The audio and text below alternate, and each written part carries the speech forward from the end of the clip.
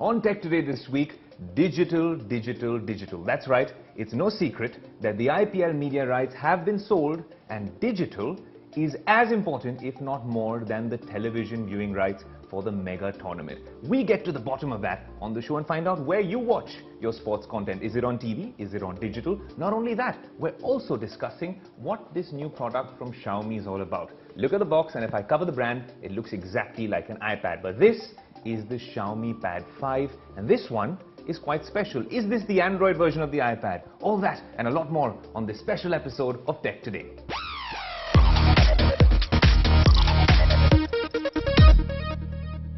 It's a fascinating story because Viacom18 has bagged the digital streaming rights for the IPL for the next few years, and Star, the original or the incumbent company, is now only going to be broadcasting those matches on TV.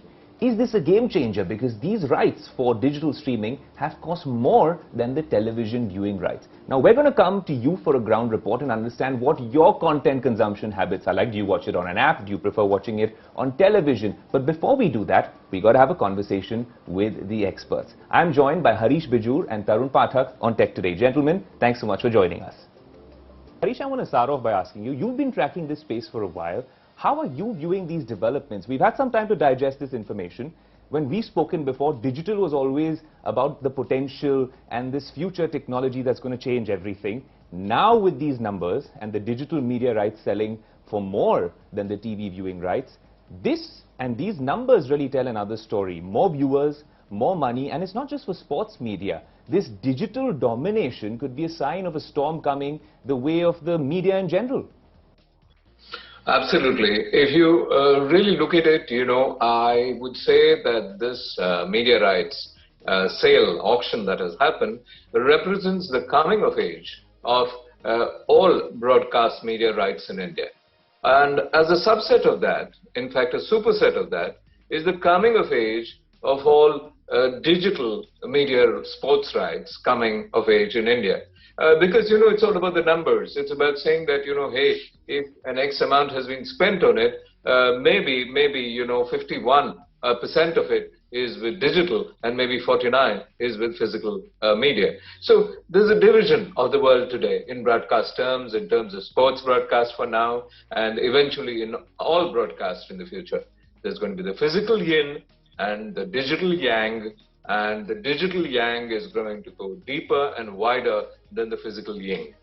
And that's going to be a true blue representation of the future, because there are two Indias emerging, just as there are two worlds emerging.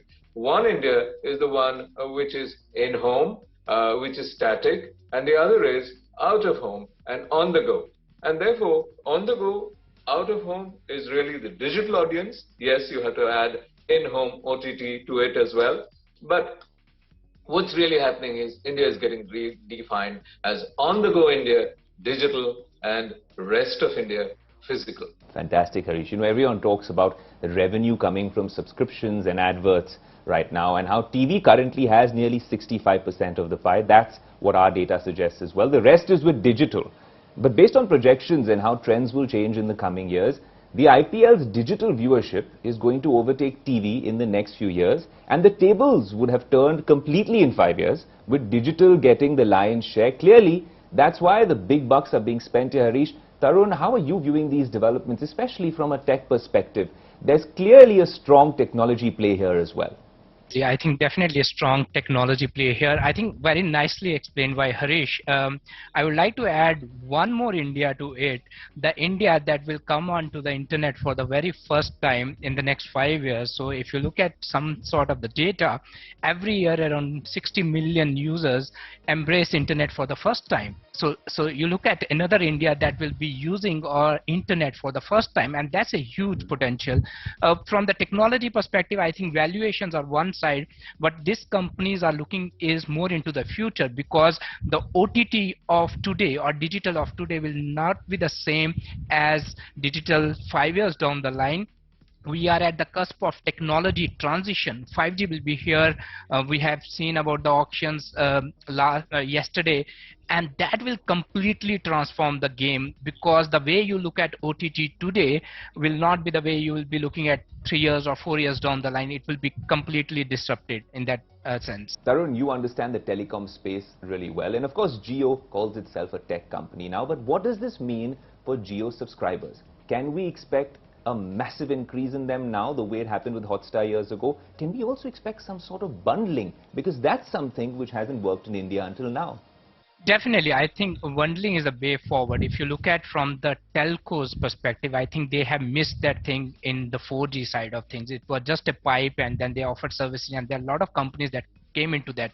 In the 5G transition, I think the operators will be very, very careful on that. I think they will try to control as many pieces of the ecosystem together, and I think bundling is one important point that will bring in a lot of stickiness. If you are an operator like Jio and you are handling around 400 million or 500 million in future subscribers, you need to bring in some kind of stickiness, because again, the point of valuations always we look into number of users and subscribers, but the stickiness is one segment or one criteria which everyone needs to be pay very close attention to, because you are going to have certain users who are willing to pay you a recurring revenue on your services. So I think in that sense, I think bundling is the way forward for an operator like Jio going forward, and we see a very strong content play being at the center of this entire bundling strategy. Right, Harish, it's kind of interesting because you've been tracking this space for a while, and the media rights auctions over the years for a tournament as big as the IPL. Now this has surpassed the EPL, a football league that I'm a huge fan of. That's how big and how fast this league has grown. When we talk about digital rights, maybe in the first such auction, things have changed a lot. Viacom18 bagging it for nearly 23,758 crores. A similar figure for Star India for television rights, 23,575 crores. But I want to get your thoughts on how this could be a game changer for the app that Viacom18 or the Jio ecosystem of things uses, which could be Boot, or do you think it would be another app? What are your thoughts in terms of how this could be a watershed moment? Because years ago, this was a game changer for Hotstar. Yeah, absolutely. In fact, Hotstar was made on the basis of its IPL bid. And, the worry would be, is Hotstar going to be unmade on the basis of this IPL non-bid or a non-win? So that's going to be an issue. And Woot, I do believe, is going to be seeing a lot of traction. If I was to advise them, free advice without a bill sent to the client, I would say go behind Woot, run behind Woot. Do not try to create a new one. You already have spent enough creating traction on Woot, and this is Woot's moment in the sun. Because, Woot will deepen. If you look at 23 to 24 period of this bid, it's 74 matches. That deepens to 84 matches between 23 and 26. That deepens into 94 matches, possibly in 27. All these 94 matches provide terrific content to really push through and get a lot out of this bid. And this bid, historic for sure. If you're talking about, even at a conservative level, 107.5 crore, you're talking comparing it to an NFL of 133 crores. That's not too far away. Another 25 crores. We're getting there. Wait for the next bid, and NFL is going to see a bit of an upset. That's cricket besottedness. That's the cricket religion in India, and that's the success of IPL as a format. Tarun, it's interesting what Harish said about Boot. Now, this is a question we're asking a lot of people in terms of where they watch their sports content. But given the IPL is going to be at Viacom18, does it make sense for them to put it on an app like Boot, which they've been building on for a while, or come up with a new app altogether? Also, what does this mean in terms of immersive experiences that can be made possible technologically in a Web3 world? With 5G, low latency networks, this could be a game changer. Yeah, definitely. I think, again, to agree to Harish, I don't think they need to create a new app. I think the future is very different. So what they need to do is optimize the experience within the app. So for example, we are looking at a time frame of 2023 to 2027, and we are at the cusp of a digital transformation with the 5G. So what will happen if you look at the devices of today? They are going to transform in a big way going forward. For example, the penetration of foldable devices right now is in a single digit, but 5 years down the line they will be, might be just 50% of the total smartphones you are using. So what companies like this, they need to think of optimizing the entire app experience. So maybe in future, if I have to watch a cricket match on an app like Woot, I would like to watch it in a very immersive experience. So for example, a particular cricket player has taken a catch, let's say for example, and I would like to see in a very different way or in a different direction. So that's an experience for me. I think they need to optimize it and think of apps experience from that perspective rather than creating a new app and work it entirely from that perspective. Well, it looks like the experts have spoken, but what is Tech Today without the Tech Today community? We want to come to you now and find out, where do you watch your sports content? Is it on a streaming app? Is it on TV? I, for one, since the start of the pandemic, haven't watched on a television set-top box. I watch everything on the go, on apps, on my iPad, on my phone, and even on my smart TV. But what's it like for you? This is an interesting survey. Shivan is coming to you for all the answers. So in India, if 10 people are watching sports, 9 out of those 10 people are watching cricket. Cricket, everybody knows what it means to people in India. We're out here to essentially find out, are people preferring to watch cricket or their favorite sport on television via broadcast mediums, or they'd rather watch it on an app on the go?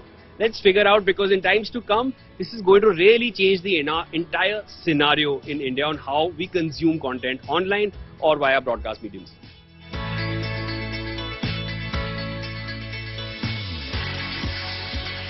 Which platform do you watch on? Like, is it on television? Do you prefer watching it on your phone? I watch it on OTT. It's a 2020, then it's a 3.5-hour game, so I almost consume 3.5 hours on my mobile phone. Right. Usually I watch on Hotstar. I think Hotstar is the platform. It's not just convenience. I think it's probably because, you know, you are getting the content right on the go. And for TV, you have to sit down, switch on the TV, and you would have to find the right place, because if you're living with a lot of people in your family, you might not get in that vibe to watch the TV. The main problem with streaming apps is the internet connectivity. At times it may or may not be good, and television, same, we can't carry it everywhere. Right now, do you have a set-top box at home, or do you just stick to the app? I have a set-top box. How much of use is it to you? Not much. Like I don't watch TV that much now. Any issues that you find with the set-top box, like when it starts raining, or there are... Yeah, there are issues sometimes, especially, but it's once a while really, so you always have an option. It just takes 2 minutes. If you feel the match is interesting, you can flip, you can easily go back to your app also, so there's no issue. Earlier, I used to watch a lot of sports on TV for obvious reasons, but now, since I've had a smartphone, or internet is more accessible in that sense, so I mean, of course, I shifted to online. So overall, the sense that we've got from a lot of people is that people have mostly shifted to digital platforms for consuming cricket as content or any other sport as content. What I feel is there is still a generation which is still stuck to, okay, humne TV on kiya and we will watch it there. My parents belong to that generation. Even when I'm at home, I may end up watching television with them, but as a personal choice, I'm mostly watching it on digital apps. Going forward, if this is to be considered as a trend-setting synopsis of Bytes, I would say in times to come, I think digital will only gain more and more momentum as far as online content is concerned. Back to you, Ayush, but I feel this is something we need to continue further and get to know more from people. Now that's an interesting revelation on Tech Today, a true ground report which tells us that all of y'all, most of y'all, choose to watch your sports content on OTT or streaming apps and have ditched, well, the traditional set-top box for it. Cable TV for the next 5 years, where's it headed? The future is digital, and that explains why the big bucks are being spent there.